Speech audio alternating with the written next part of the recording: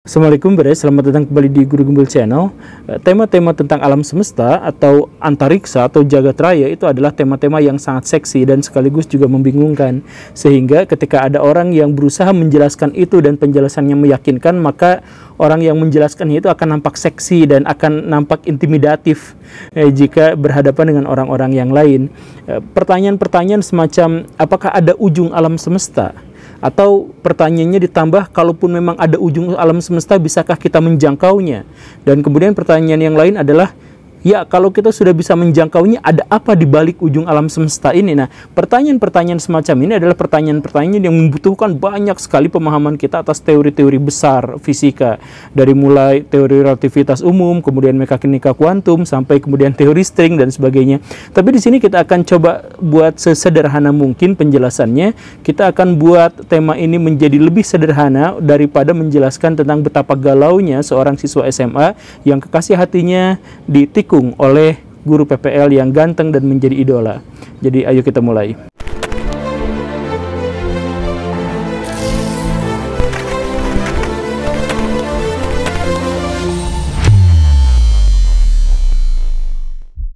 Kita mulai dari pertanyaan pertama tentang apakah ada ujung dari alam semesta. Justru dari pertanyaan ini pun ada sebuah masalah. Apa yang dimaksud dengan alam semesta itu? Kan alam semesta yang kita pahami itu adalah alam semesta yang sampai sekarang belum bisa kita jangkau. Dalam artian, sampai sejauh yang kita bisa lakukan sekarang, alam semesta itu terdiri atas dua bagian besar. Yang pertama itu adalah alam semesta imajinasi dan alam semesta teori. Jadi artinya gak ada satupun di antara mereka yang sudah secara eksperimental sudah kita coba gitu ya, atau sudah coba kita jangkau gitu. Yang pertama itu adalah alam semesta imajinasi. Jadi maksudnya adalah segala sesuatu yang ada dalam bentuk ruang dan waktu yang kita pikirkan, yang kita bayangkan, itu sebagai alam semesta. Apakah alam semesta macam itu ada ujungnya? Ya gak ada. Kan misalkan kita membayangkan bahwa alam semesta ini adalah segala sesuatu yang ada di alam sana. Kemudian kita bayangkan ada ujungnya. Kemudian sesudah ujungnya itu apa? Nah ini kan ujungnya itu tetap alam semesta juga gitu. Jadi dalam bayangan kita, kalau alam semesta itu adalah tidak berujung, kalau pikirannya adalah alam semesta imajinatif. Tetapi kalau alam semesta berbentuk teori fisika, maka ini ada ujungnya. Jadi alam semesta menurut teori fisika itu apa? Konsekuensi atau dampak dari Big Bang. Maka dalam konteks ini yang dimaksud dengan alam semesta itu adalah ruang dan waktu dan segala yang ada di dalamnya yang bisa kita amati atau secara teori bisa kita hitung. Maka itulah yang dimaksud dengan alam semesta. Nah, kalau kita sudah mengetahui bahwa alam semesta fisik ternyata ada ujungnya, maka bisakah kita sampai ke tepiannya? Gak mungkin, mustahil. Karena apa? Karena kita berhadapan dengan begitu banyak paradoks-paradoks besar. Misalkan ya, batas alam semesta yang teramati, yang sejauh kita pahami beberapa tahun kemarin, sekarang masih udah bertambah, tapi beberapa tahun kemarin itu adalah 15 miliar tahun. Nah, artinya kalau kita bisa bergerak dengan kecepatan cahaya sekalipun, maka kita membutuhkan waktu 15 miliar tahun untuk sampai ke tepiannya. Kan tua duluan, 15 miliar tahun, itu pun kalau kita bergerak dengan kecepatan cahaya. Pada faktanya adalah ketika kita mampu bergerak dengan kecepatan cahaya, itu pun kita berarti telah menembus sebuah paradoks. Yaitu paradoks yang dikemukakan oleh Einstein dalam teori relativitas, bahwa tidak mungkin ada benda bermassa yang bisa bergerak dengan kecepatan cahaya. Bahkan mendekatinya pun tidak mungkin, karena semakin cepat satu benda bermassa itu bergerak, maka semakin besar massanya. Dan karena itu semakin besar energi yang dibutuhkan untuk mencapai kecepatan tertentu itu. Maka kita membutuhkan energi tidak terhingga untuk bisa mencapai kecepatan cahaya. Tapi misalkan kita skip aja dulu. Jadi misalkan ceritanya pura-puranya ya dalam fantasi kita adalah bahwa kita mampu bergerak dengan kecepatan cahaya atau lebih dari itu. Bisakah kita bergerak untuk mencapai ujung alam semesta? Ya nggak mungkin juga. Kenapa? Karena pada faktanya adalah alam semesta ini mengembang terus-terusan. Jadi seiring dengan Big Bang di masa lampau 15 miliar tahun yang lalu itu kan terjadi ledakan, si alam semesta ini terus-terusan memuai, terus-terusan membesar. Sampai kapan? Nah, ini yang lebih mengerikannya itu adalah sampai waktu yang tidak ditentukan. Dalam artian kan begini, kita mulai dari penyederhanaan. Apa ya? Ini aja lah ya. Kita melempar batu ke luar angkasa sekencang-kencangnya. Kalau si batu itu dilempar dengan kekuatan yang sangat tinggi, maka si batu itu akan terbang keluar angkasa dan sampai titik tertentu dia berhenti. Tapi nggak jatuh lagi karena sudah mampu menembus gravitasi bumi. Atau energi yang kita lepaskan itu jauh lebih kuat lagi sehingga udah dilempar dan menembus gravitasi bumi, dia lanjut terus ke sana sampai nggak berujung. Gitu. Atau skenario yang ketiga ternyata adalah energi yang kita lemparkan itu tidak terlalu kuat sehingga dilempar melambat sampai pada titik tertentu berhenti, kemudian jatuh lagi ke bumi, ya seperti itu ya. Nah, Big Bang itu tidak seperti skenario tiga-tiganya tadi itu. Jadi maksudnya semua skenario itu batal. Kenapa? Karena Big Bang itu meledak,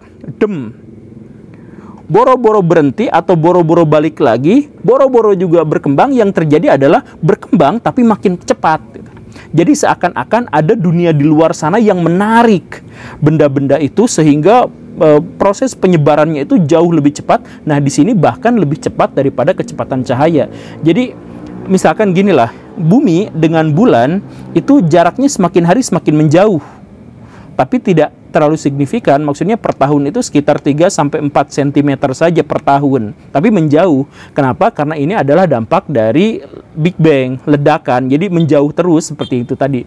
Nah, cuman masalahnya adalah kalau misalkan kita akumulasikan dengan seluruh penghuni alam semesta, maka percepatannya itu menjadi semakin berakumulasi, kan menjadi semakin besar sampai ujungnya itu menjadi sangat cepat. Jadi di ujung alam semesta itu kecepatannya sudah melampaui kecepatan cahaya. Di sini saja sudah paradoks. Jadi ada kecepatan yang melampaui kecepatan cahaya dan itu adalah benda bermassa. Kan bingung juga di sini.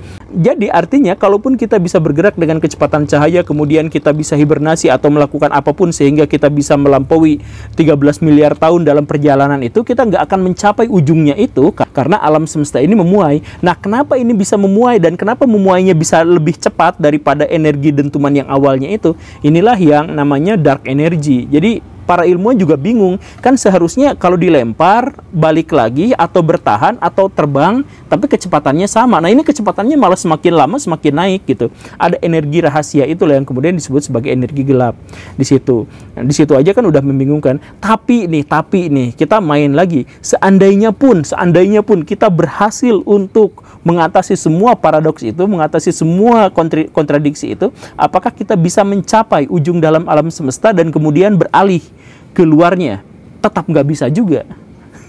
Kenapa nggak bisa? Karena ternyata ujung alam semesta itu bukan nun jauh di sana, tapi ada sangat berdekatan dengan kita. Jadi ini adalah salah satu ilustrasi yang paling populer untuk dijelaskan. Ya tidak benar-benar akurat karena bagaimanapun ini semuanya adalah penjelasan penyederhanaan. Tapi ini adalah yang paling mungkin bisa menjelaskan. Begini Baraya. Saya sudah siapkan kertas di sini. Kita mulai dari hitung-hitungan seandainya ya, seandainya. Kita main soal dimensi-dimensian. Di sini ada satu dimensi. Garis lurus ini saja. Satu dimensi. Nah, makhluk-makhluk kalaupun ya, tapi nggak mungkin ada sih. Tapi seandainya kita bikin pengandaian ya untuk menyederhanakan. Kalau ternyata ada makhluk-makhluk di sini yang hidup di dunia satu dimensi, maka si makhluk-makhluk itu hanya bisa maju dan mundur saja. Jadi ini garis panjang banget misalkan ya, ini si garisnya panjang banget sampai gak berujung misalkan ya, atau sampai ada ujungnya tapi jauh banget gitu. Nah, maka makhluk-makhluk yang ada di sini itu hanya berpikir bahwa di mana ya ujung alam semesta, kita harus cari ke sini terus. Mereka mencari terus sampai ke ujung dan mereka berkata ini jauh banget. Padahal sejatinya bukan benar-benar jauh ujung alam semesta itu. Ujung alam semesta itu ya ini ke sini. Nih ke sini. Jadi kan maksudnya ini satu dimensi. Kalau mau nyari ujungnya ya cari dimensi yang lain, hanya panjang, kita bikin dimensi lebar, maka itu adalah ujungnya. Jadi seandainya di sini ada dua dunia, dunia pertama dan dunia kedua, maka jaraknya itu sebenarnya sangat berdekatan, tapi makhluk yang ada di sini itu tidak pernah menyadari ada dimensi yang ada di sini karena dia hanya mengerti dimensi panjang saja, tidak mengerti dimensi lebar. Dia tidak bisa mengindra, tidak bisa merasakan, tidak bisa melakukan apapun dengan dimensi lebar. Nah, itu kan dimensi 1. Sekarang kita masuk ke dimensi 2. Ternyata ceritanya ini masuk ke dimensi 2, ada dimensi lebar. Maka inilah yang namanya 2 dimensi. Kalau ada makhluk yang ada di sini, makhluk hidup yang ada di sini, maka dia hanya mengenal tentang panjang dan lebar saja. Jadi dia ngulibek semua di sini seenaknya, dan dia kemudian berpikir, ujung dari alam semesta itu di mana ya? Dia akan nyari ke sana dan ke sini, wah jauh sekali ternyata alam semesta. Padahal jaraknya itu dengan alam semesta yang lain itu dekat sekali. Yaitu, nah misalkan di sini ada alam semesta yang lain. Saya gambar di sini kotak. Di sini ada alam semesta satu, di sini ada alam semesta yang lain. Sebenarnya jaraknya itu mepet banget. Tetapi karena si makhluk yang ada di sini itu tidak kenal dimensi tinggi, nggak kenal dimensi tinggi seperti ini. Nah, dia nggak ngerti sama yang ini, dia hanya makhluk 2 dimensi, maka jarak yang sangat dekat ini pun mereka nggak sadar. Mereka nyari-nyari ujung alam semesta di mana, ternyata nggak ada. Susah sekali nyarinya. Nah, begitupun dengan kita makhluk di 3 dimensi ini. Ketika kita cari-cari ujung alam semesta 3 dimensi ini, kayak kertas yang digulung atau kayak jadi bola dunia kalau di 2 dimensi mah. Jadi kita muter kemana-mana pun selama kita masih nempel di situ, maka kita nggak akan menemukan ujungnya. Maka alam semesta itu dalam konsepsi ini tidak akan ada ujungnya. Seperti itu. Nah, kecuali kalau kita menemukan dimensi lain untuk bisa mencapai ujung alam semesta yang kita pahami itu. Begitu. Yaitu dengan cara apa? Menemukan dimensi keempat. Kalau kita sudah menemukan dimensi keempat, jadikan itu sebagai jembatan, kemudian kita akan menemukan dimensi yang lain yang ternyata melingkupi bumi. Oh, ternyata ada di sini, begini dan sebagainya. Dan yang lebih sialnya lagi adalah bahwa ternyata para ilmuwan itu menduga bahwa dimensi itu bukan hanya 4, bukan hanya 5. Tetapi ada yang mengatakan 9, ada yang mengatakan 12, bahkan ada yang sampai mengatakan 36 dimensi. Dan itu pun adalah kemungkinan yang tidak terbatas. Maksudnya kan bisa aja dimensi-dimensi itu masih jauh lebih banyak lagi.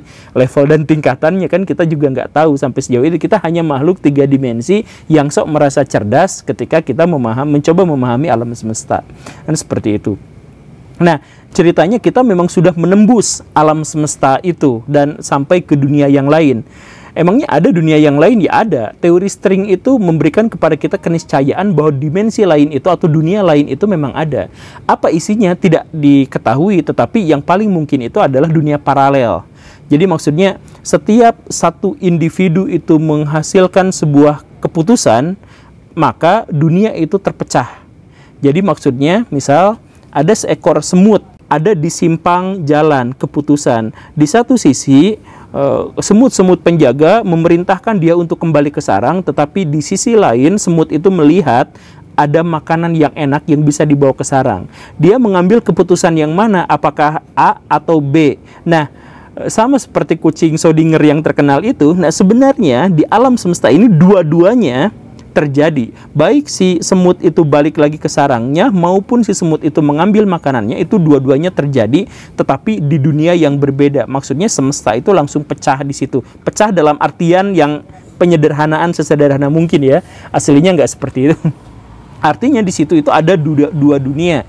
Bayangkan kalau seekor semut itu bisa mengambil keputusan dan keputusan itu akhirnya memecah dunia, seumur hidup semut itu berapa kali dia mengambil keputusan?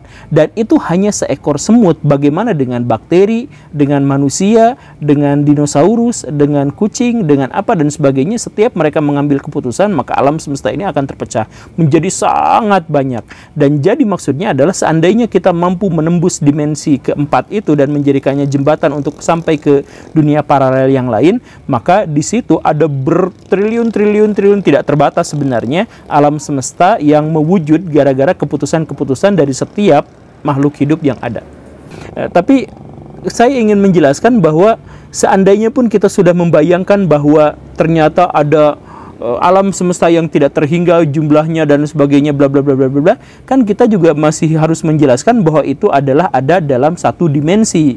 Bagaimana kalau misalkan ada dimensi yang banyak dan bertingkat-tingkat, dan itu dimensinya tidak berujung, tidak berakhir dan sebagainya. Kan penjelasan-penjelasan yang semacam itu semakin membuat kita pusing, ngaco, dan bingung. Tetapi itu sekali lagi seksi untuk diperbincangkan. Jadi kalau kita berbicara kayak saya nih, berbicara tentang hal ini, kan seakan-akan kelihatannya tuh keren gitu, atau banyak orang mengira bahwa ini keren, bla bla bla bla bla. Padahal ini semuanya adalah terkait dengan imajinasi, hipotesis, dan sebagainya. Saya ingin memberikan penjelasan Baraya bahwa para ilmuwan berusaha sekuat tenaga untuk bisa menjelaskan ini. Sedangkan kalangan agamawan dengan seenaknya langsung mengatakan bahwa ujungnya adalah Tuhan. Yang seperti itu ya. Mana yang lebih mulia dalam hal ini? Saya serahkan kepada Baraya keputusannya seperti apa, tetapi kalau Baraya langsung mengambil keputusan bahwa ujungnya itu adalah Tuhan dan sebagainya, maka Baraya akan menjadi orang yang taat tapi berhenti berpikir. Sedangkan kalau Baraya berpikir lanjut, lebih baik berspekulasi bahkan terkait dengan hal-hal yang tidak masuk akal daripada menerima jawaban yang saklek apa adanya secara doktrin, maka mungkin Baraya akan mengalami sebuah euforia sains dan Baraya akan gila dalam ketidakjelasan. Silahkan Baraya pilih yang mana, itu jalan hidup. Terima kasih karena sudah menyimak. Saya Guru Gembul. Assalamualaikum warahmatullahi wabarakatuh.